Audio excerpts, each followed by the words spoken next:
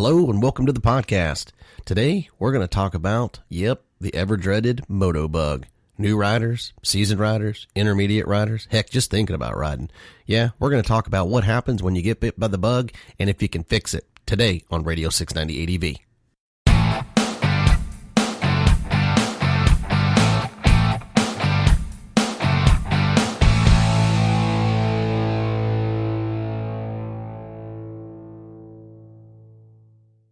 KTM North Texas is your headquarters for everything KTM and your one-stop shop. Hey guys, Joe here, 690 ADV. Are you looking for a new KTM bike? Yeah, they got them. They got adventures, enduros, dirt, racing, street, parts and service? Yeah, they got it. KTM North Texas is one of the largest aftermarket parts suppliers and repair shops in the state of Texas. Yeah, Texas. They don't just service KTM. They service most every major brand out there. If you're needing a fix or just getting race ready, you needing some new gear? Yeah, KTM North Texas, they got it. From helmets to jackets, pants, boots, goggles, tires, rims, new plastics, and so much more.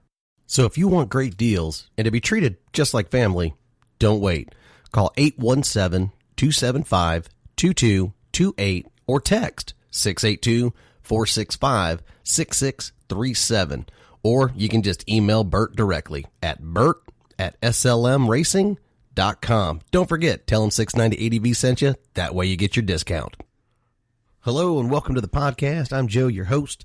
Welcome to Radio 690 ADV. Thank you, KTM North Texas, for all your support for the channel. We sure do appreciate you. Remember, if you guys need anything KTM, any of that type of stuff, don't forget. Just go check them out. Tell them 690 ADV sent you.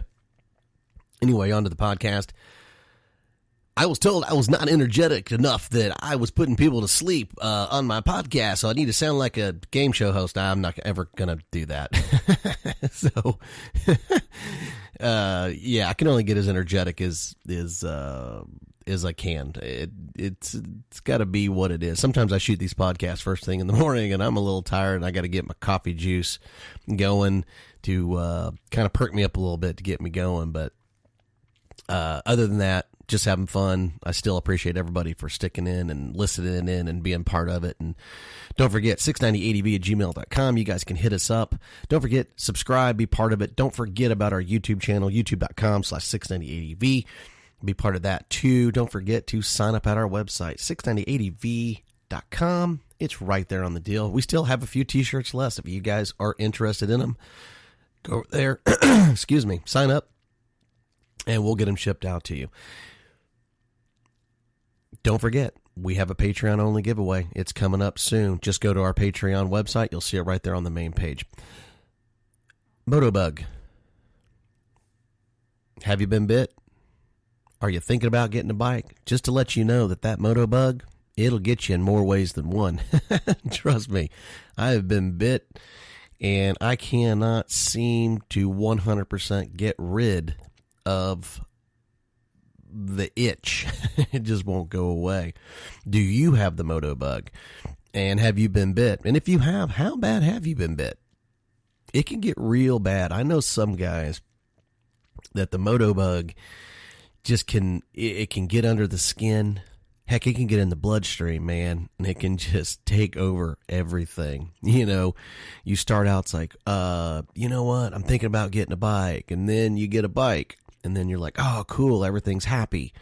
And then before you know it, 6 months has gone by, and you're like, man, I know what you're thinking right now, right in your head. I need another bike. I need something to complement what I already have. And it just doesn't go into the motorcycles. It goes all the way around. It's 360 degrees. It can get real bad, real fast.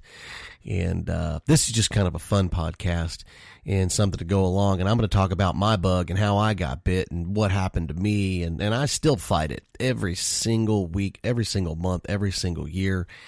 And, and it would be real cool if you guys could give some feedback, maybe on a comment section on Spreaker. You can listen to our podcast on Spreaker.com. And not only that, this will be syndicated on YouTube.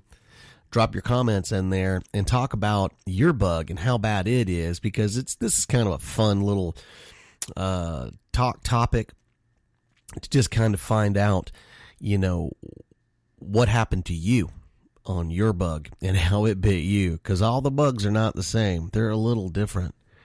And to say that you didn't get bit, I think there's only two kinds of people out there. I think there are guys that are motorcycle riders that got bit and they just don't really ride that much, or it's kind of a secondary thing to them. And then I think you've got the riders that are passionate, deep, mad men, mad women that just can't get enough of it. It doesn't matter how you shake it or break it. It just, it's always on their mind. They cannot stop thinking about it. They can't stop, it's just little things like that. It's a hobby, but it's also a passion.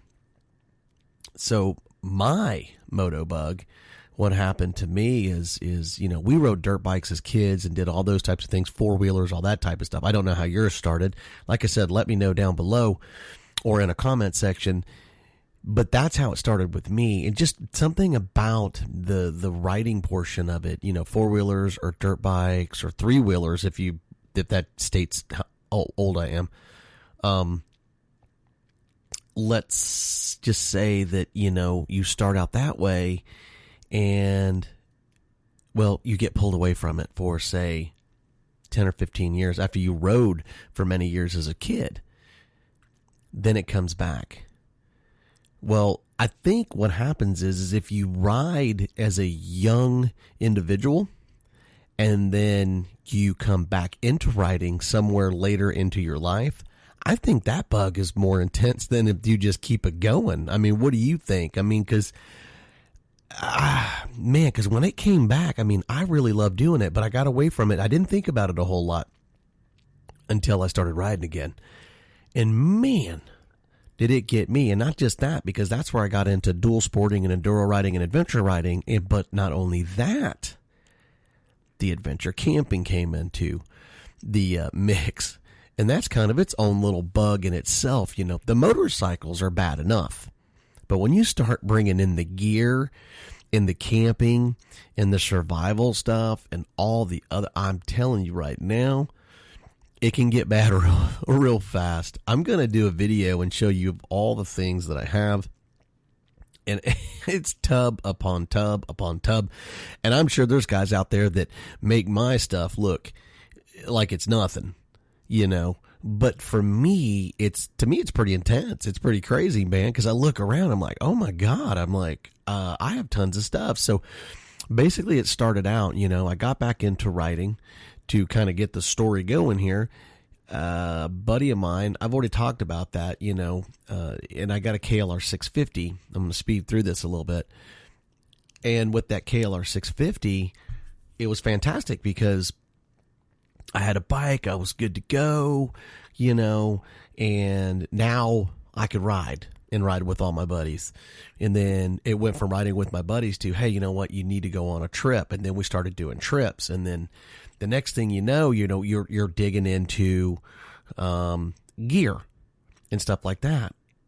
So now that you've kind of got your motorcycle and you've outfitted that a little bit, that's its own realm, crash guards, racks, panniers, luggage, tank bags, tires, chain guards, master cylinder guards, foot pegs, new brakes, brake lever, shift levers, ram mounts. God, the list goes on and on and on. And I'm sure everybody out there kind of knows exactly what I'm talking about. But that's the one part on the bike side. But then, my God, you jump into the next section of it and you're like, okay, now that I have all this cool stuff for my bike, what if I want to go camping with my guys, my buddies? I know these guys. I want to go ride. I want to go camp. I want a campfire. I want to harvest wood. I want to cook over an open flame. All this cool stuff. And now you don't have a whole lot of gear. And then you're like, well, what do I get? Well, that's the next part. That's the other bug. It's like you got two bugs that are like plotting on you. It's like the devil and the angel on the shoulders.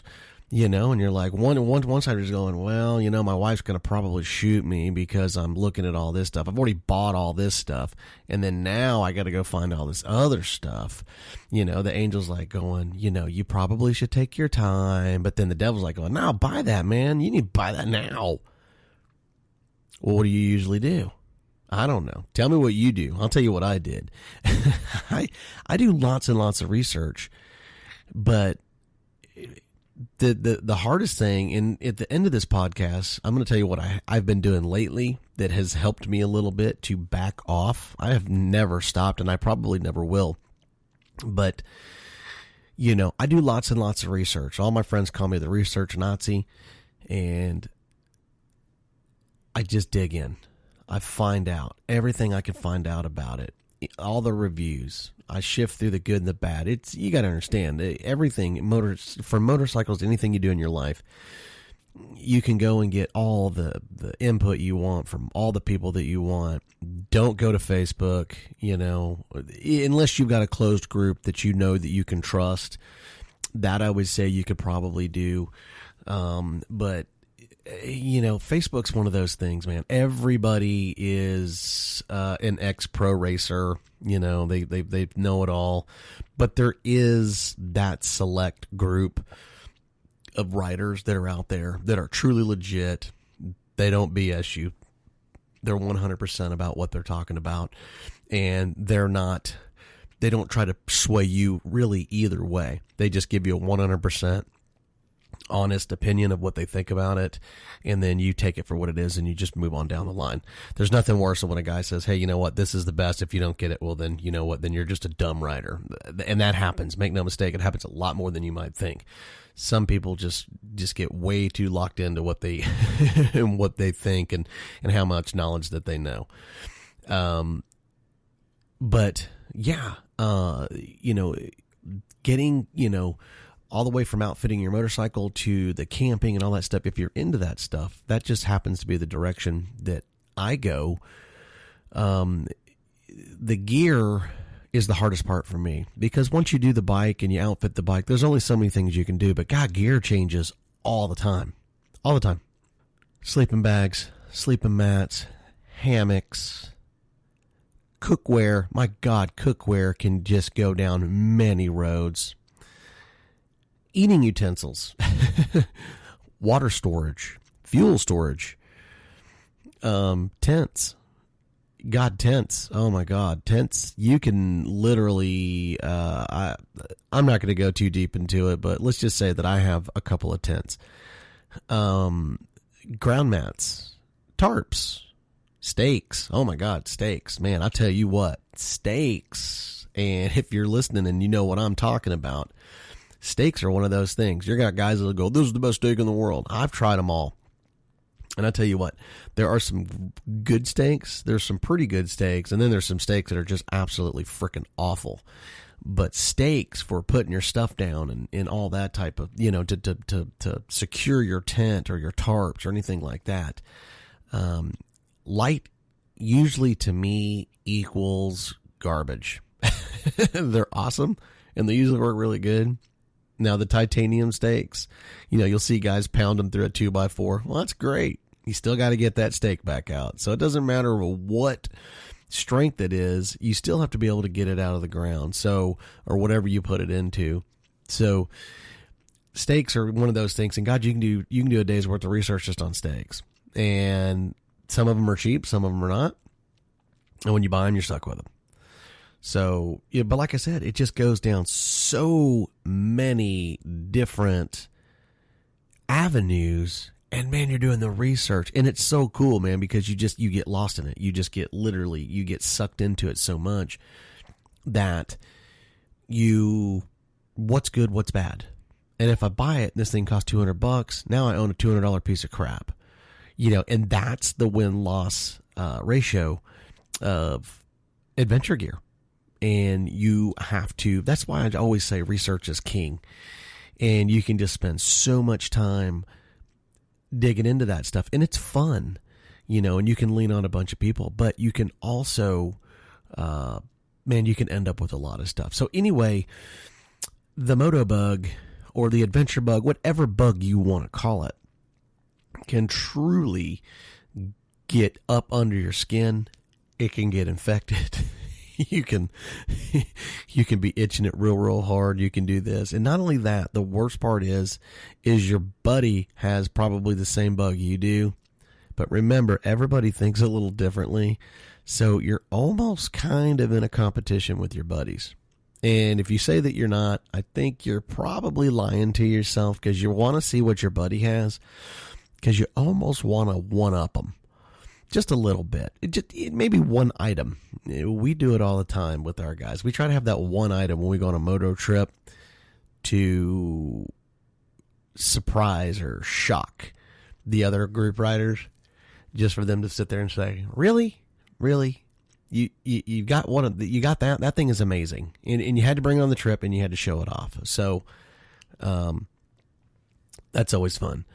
But yeah, so the Moto Bug can just so change your life. It can also make you go broke too, just to let you know, because motorcycle gear is not real cheap. Your wife could potentially make you sleep in the garage if you get too stupid with it. And I would just suggest that, spend a lot of time. This is my remedy of what I've learned over the last, 10 plus years of getting back into dual sport, adventure camping, riding, toting our stuff, actually camping off the bikes and stuff like that for, 10, 12, 14 days, is for about the first 6 years, I just got crazy. I needed everything. I needed, starting with the motorcycle side, all the different mounts, anything that new came out that looked really cool. It's like, I got to have it. From the RAM mounts to the shock mounts, for GPS and satellite trackers and luggage and all that type of stuff. I was always digging into not the latest and the greatest, but just really nice stuff. And I started to realize that after about 5 or 6 years, what are you doing? You have all this extra gear and all this extra stuff for this motorcycle, and you can only use one of it at a time. And it's not like you're going to sit there and take 2 sets of panniers or take 2 sets of river bags or 2 sets of tank bags and all these different things. And you can sit there and lie to yourself and say, hey, this tank bag is for Colorado and this set of panniers is for Arizona. And you can have all this stuff. But at the end of the day, if you buy something that's really good and it's dollar for dollar wise makes the most sense, you can just get one. Just to let you know, for the last 3 years, I've had one set of luggage and it hasn't changed.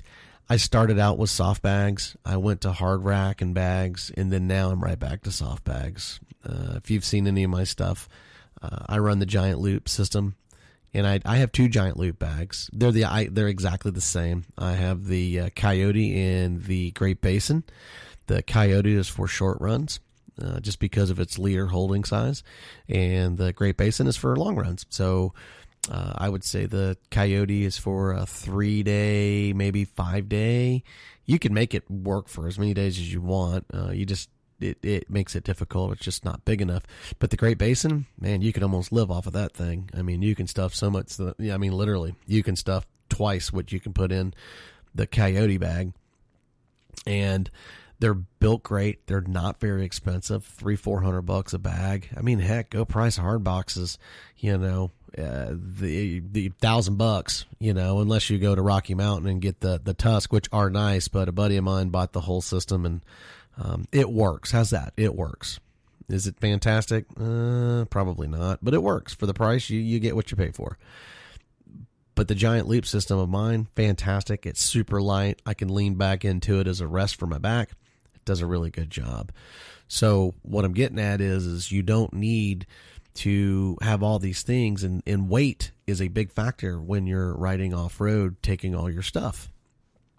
So with me buying all these different types of luggage and racks and all that type of stuff, it just eventually gets to the point to where you come back full circle again and you realize that you're just buying stuff to buy stuff. There's no rhyme nor reason for what you're doing. And the same goes with the gear too. Tents, for instance, I have about 6 or 7 tents, and there's probably some guys that may be listening going, that guy's got a freaking problem. You're right. I do. I have a problem. What I've learned is that I had a problem, and I might as well call it Motos Anonymous, because it's like being like being an addict, for buying stuff for motorcycles. And I kind of joke about that, but in all reality, you can end up just buying all these different things because you're always trying to find the perfect, that's the best. And you talk to everybody and they'll tell you that this is the best and then that's the best. I've already discussed that earlier. But the thing is, you have to understand what's best for you is not best for the next guy. So, because my happiness could be in something super small that is only, 20 square feet in a tent, and your happiness needs to be 30 square feet. 20 square feet just ain't cutting it, and it's a piece of crap because it's 20 square feet. So that's what it boils down to. So you've got to do the research for you to make sure that you're happy. Because at the end of the day, if you're not happy with what you got, then you're just going to keep looking. That's basically what I'm getting at, is you're going to consistently always be trying to find, as we like to say in the motorcycle world, the unicorn. It really doesn't exist. There's really no unicorn, because if you're truly an adventure rider or an enduro guy that's going out and camping off of your bike, guess what? You got to take everything with you. And if you have to take everything with you, then guess what? Weight becomes a huge factor and space becomes a huge factor. And you have to be able to take everything with you and load it back up and take it out with you. So unless you just want to leave it, which there's times I have absolutely thought about leaving certain items behind. So what I've done over the course of 10 plus years is spend more time, slow it down, and be smarter about the things that I'm purchasing for my bike, because the bug is bad. The bug will bite you. It will make you, it will make you just want to just buy.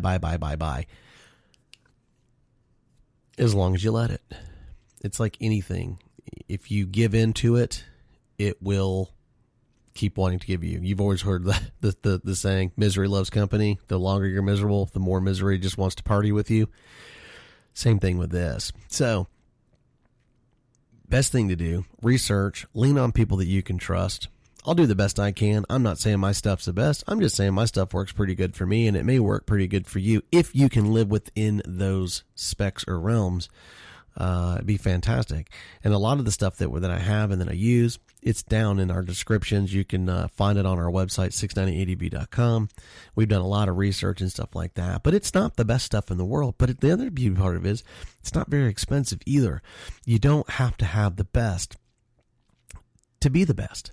Understand that. And if you can be to where you understand that, if you spend a little time and research, you will be able to get really good stuff and not break your bank. But the other kicker is just over the years, you're going to accumulate a lot of stuff if you're a new rider and if you're a seasoned rider. And I guarantee you, most guys that even listen to this, if you've made it this far, I can tell you right now, you probably have a lot of stuff, or there's a lot of things flowing through your brain and a lot of things that you want, but you're just unsure.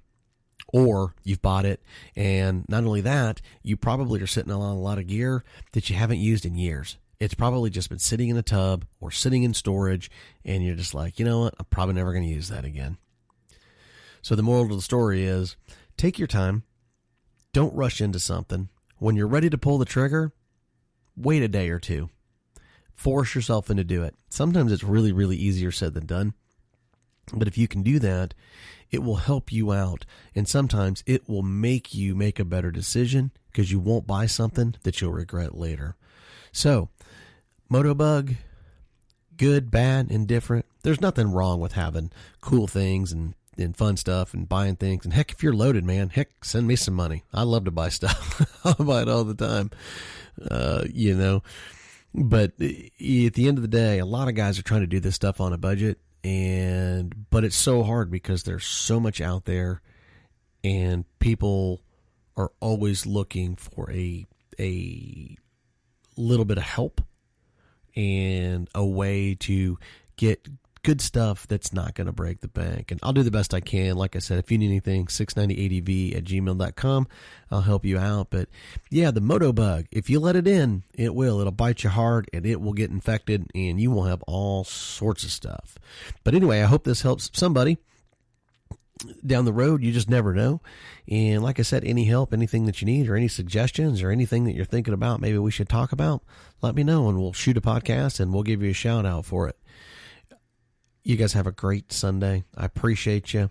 And ride safe. Don't forget, 690adv.com. Go to our website, sign up, be part of it. And don't forget about our YouTube channel, youtube.com/690adv. Thanks so much. You guys have a great day. Be safe out there and don't buy too much gear, because I already have. Have a great day. 690 out.